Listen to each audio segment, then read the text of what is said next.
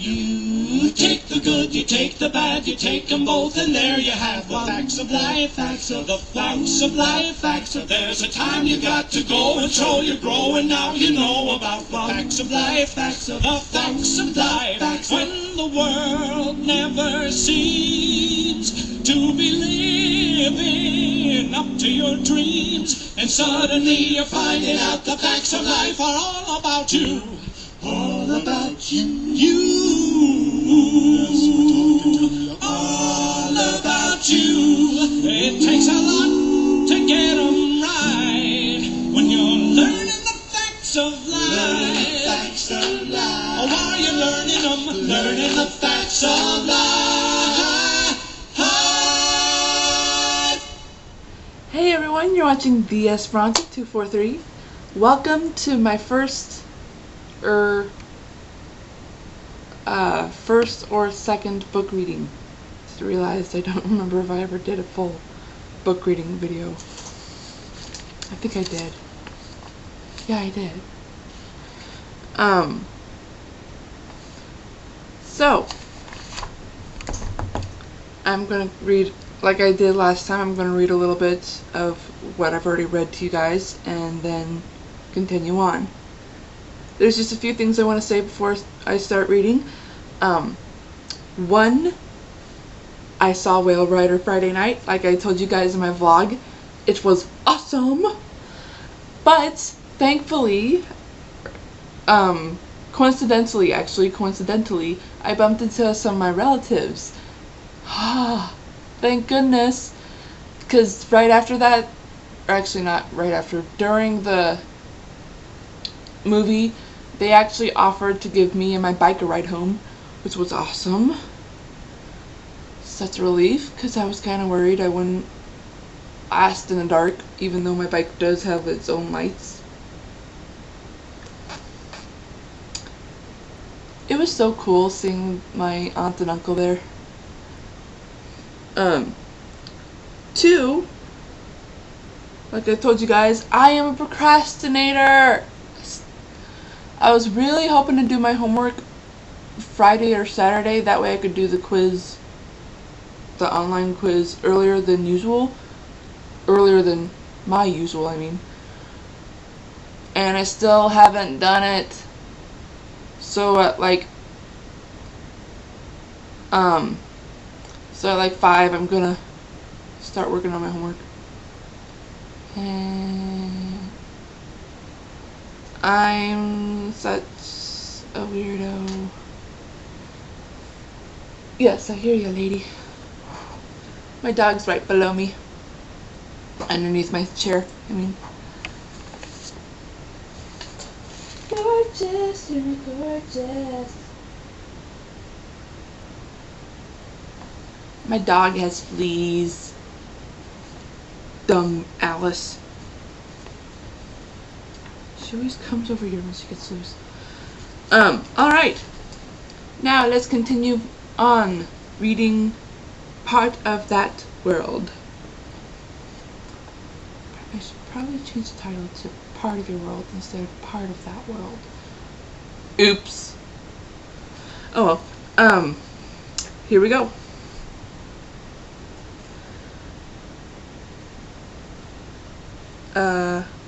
Mrs. O'Connell stood up from her vanity chair and walked to the bed. She looked through the invitation and smiled. This is going to be an interesting party. There are a few problems though. Where is it? When is it? We'll have to make sure we're all available to go. Garnett spaced. I should have figured that out before giving them the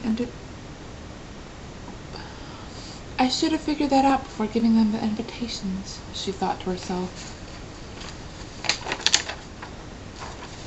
I know the person who's hosting the party. I'll go call them and ask.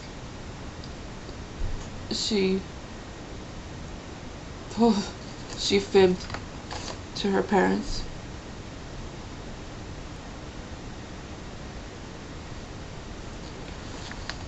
They nodded. She hurried out of the room toward her sisters. She opened the door and closed it as she entered. What's wrong? Did Dad not like the idea? Dad loved the idea of the party, but I don't think he has a clue that it's about getting to know Patrick, she explained.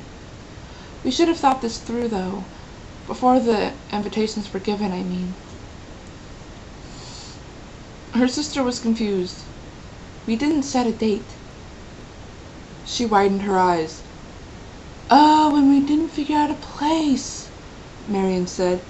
That's covered. I asked Dad if the party could be in the backyard. He said yes. Her sister jumped with energy. That's great! And for the date, I got an idea. Maybe we could set it on the next game day. Garnett nodded. That's what I was thinking too. But which sport should it be? Basketball, football, or baseball? I know Dad isn't into hockey or skateboarding like Patrick is. You're right. Which sport? She rolled around in her chair and gazed at the computer. She gasped. I know! Let's look on the internet. Maybe we can look up the closest date. Good idea, Marion, she said. She watched her sister work on the computer like a speed machine. She rolled her eyes. It'll have to be baseball. It's the only game of the 3 that's going on this season. She continued typing and clicking. Ah, got a calendar of the upcoming games. Look at this, there's a game coming up. It's this weekend. Oh, but it's not even close to town. We can't go. She frowned. What are we going to do, Nettie? Did the invitation say we were going to see a game in person? Let's watch it on TV. Surely one of our local stations will be recording it live. We'll be recording it live. Marion gasped. Maybe we can call all the stations and ask who's going to be there. You two have and... Garnett, we could just look at a TV guide and see what channels it might be on. Or we could do that. She slowly continued. Garnett thought about it. You know, that is a better idea. Let's do that. Cool. I'll search for a local TV guide on the internet. Okay. In the meantime, I need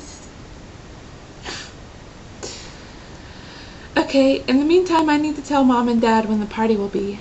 I'm sure they're anxious to find out. Also, I need to talk to Mom about something. Alright, that's fine. I'll just leave a list of the channels in your room. We can discuss which channel to choose later.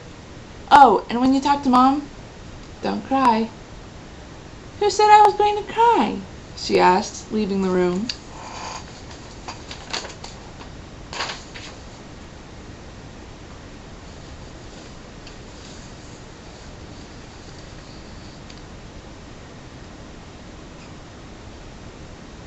Yeah, never mind. Time check. Ooh, that's good.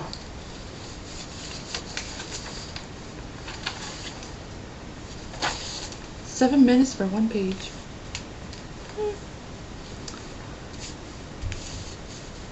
Probably because of all the stuttering. Probably would have made it 6 minutes. Alright, sorry. In the next 5 years, their parents divorced. They started having arguments, some of which were about Garnett or Patrick. Her mother started to stare off in space, for no apparent reason. Patrick graduated high school, soon before he moved away with his father.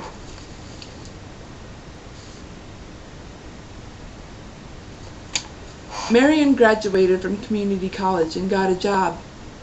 With her new job, she started paying rent so she could continue living with her mother and sister. After 6 years of several events, including traveling, Garnett, her sister, and her mother were going on a trip. Marion had applied to a cooking school on the East Coast and got accepted. Mom, I can't find my adopt a mouse, Garnett cried, running around the house. Her mother didn't respond. She got worried after looking in the garage. It seemed her mother was gone, but her car was still at home. She noticed the emptiness in the garage. and realized a big van was missing. She sighed heavily and then ran off to her sister's room and knocked on the door. "What do you want, Nettie?" Marion said rather annoyingly.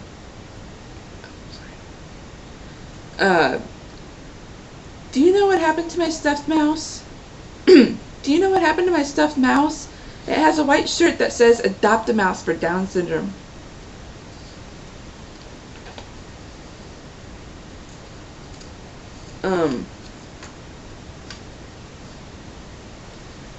Her sister rolled her eyes.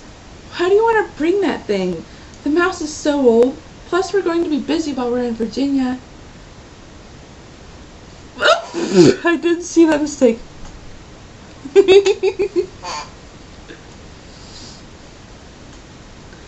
was when I had Patrick still in the house.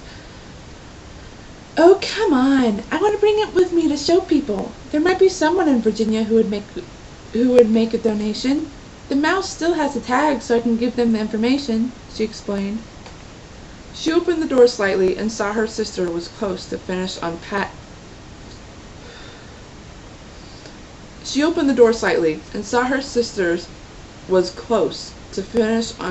her last suitcase. Marion sighed. "The last I saw was a couple years ago. You're on your own, Nettie. Sorry." Garnett was disappointed. The last time she ever saw it was in her room, on her nightstand. She couldn't understand where the mouse could have gone. Then she remembered. Patrick had visited 3 months earlier.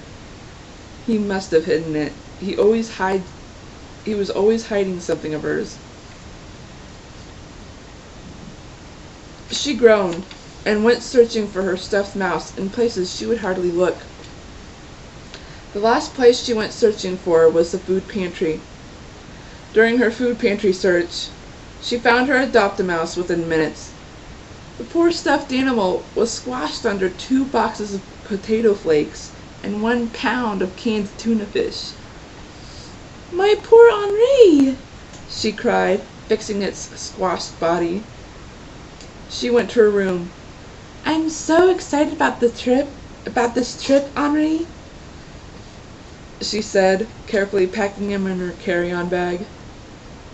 Oh, now I remember why I named it Henri. "It'll be my 5th trip to the ocean. Last time I went was 2.5 years ago." She zipped up her carry-on bag after adding a few more items. "There, I'm all done, I think." "Nettie, have you seen my eyeliners anywhere?" Marion called out. Garnett rolled her eyes and hurried off to their bathroom. The eyeliners were in a small container. She grabbed all of them and headed off to her sister's room. Marion gasped. "Where did you find the eyeliners? I couldn't find them anywhere." "They were in the bathroom, where they should be." "Why are you bringing your makeup anyway? There's no reason to be dolled up for a complete stranger." "Still, it doesn't hurt to give a good impression of oneself. Did you pack all your bathroom needs?" Garnett nodded. "Yep, I even packed a few more. I hope to catch my cycle without dirtying too much of my clothes. It's been unpredictable lately."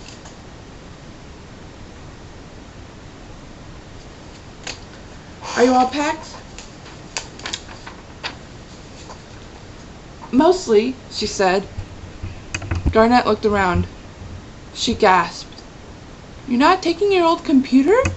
"No, I'm giving that to you. Now that I'm gone, you'll be taking full responsibility. I'm taking my laptop. Is that everything?" She looked around. "Yep, that's everything." "I can't believe you'll be the one living in Virginia. You can drive to the ocean whenever you want. I am so jealous," she said excitedly. Marion laughed. "Nettie, I'll be living at least 3 hours away from the ocean. If I ever want to, I have to make sure I have enough time." She paused. "Wait a minute. Garnett O'Connell, did you pack those shells again?" She gave her big sister a guilty look. "I only packed the semi-big ones. I'm afraid the rest will break, because I barely have enough space in my suitcase." course," she said, rolling her eyes. She looked at her watch. "Oh gosh, we have to be there in an hour and 30 minutes. I don't want the plane leaving without us." "Wait! What about the rest of your stuff? Are they still in that big van?" Garnet asked. Her sister gasped. "Uh-oh." "The van! I almost forgot!" "Almost? No, completely."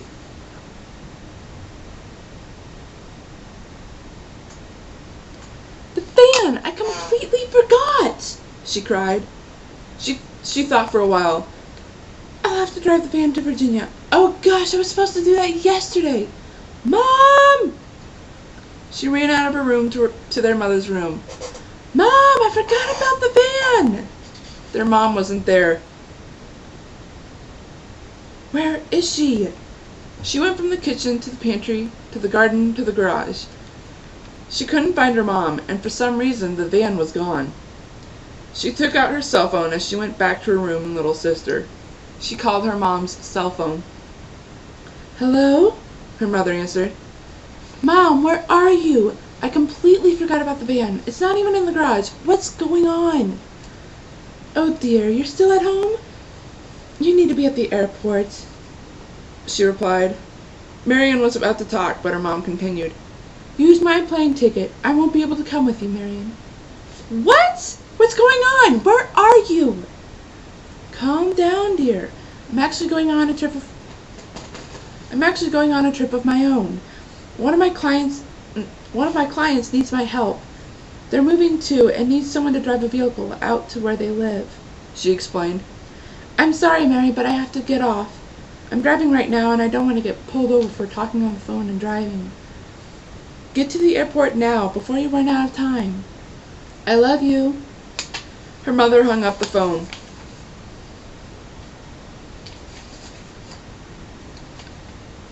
Marion groaned in frustration and lied down on her unmade bed. "This is what I get for renting a room in my family's house. Ugh, this is so not right."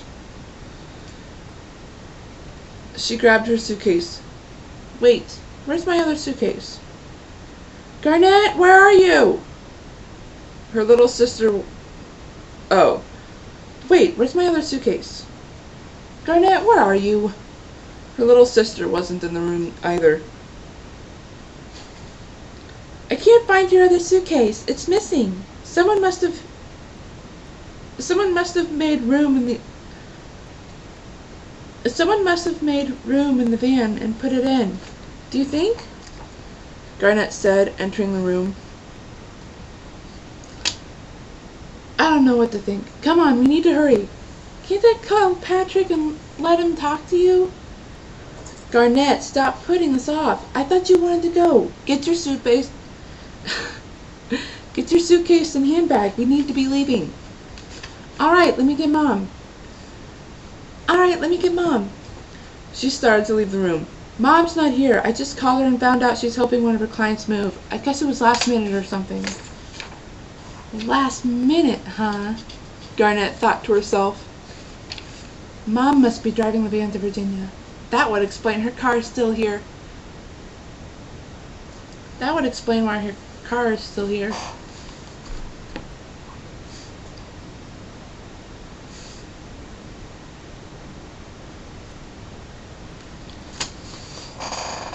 Within 20 minutes, they were at the airport.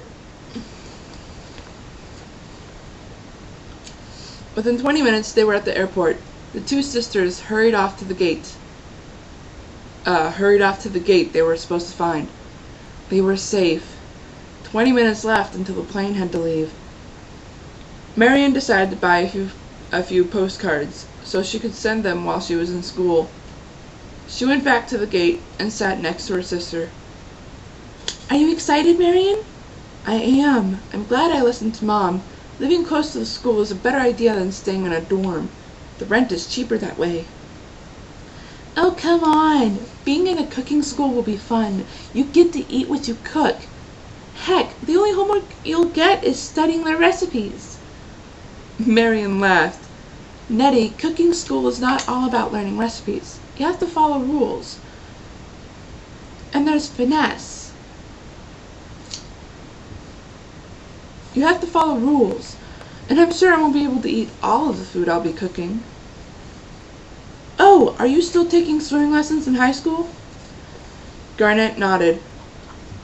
Yep. In fact, tryouts for the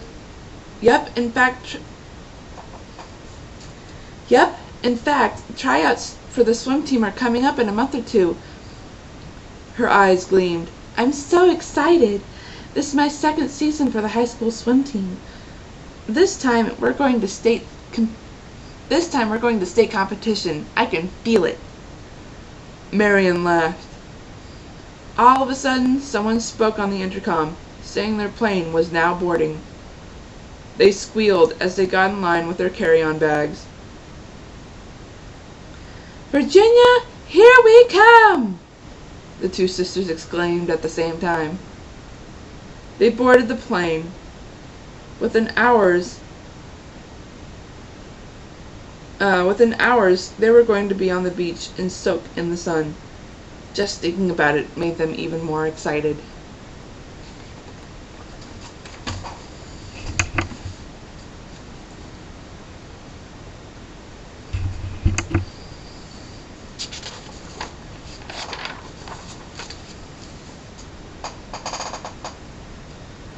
Garnet was practicing a couple of strokes in a pool. She made sure to take a break after finishing each particular stroke. After 200 meters of breast and butterfly strokes, she decided to relax and swam with her arms and hips, keeping her legs together. Watching her swim like that would make someone think she was a mermaid. Almost.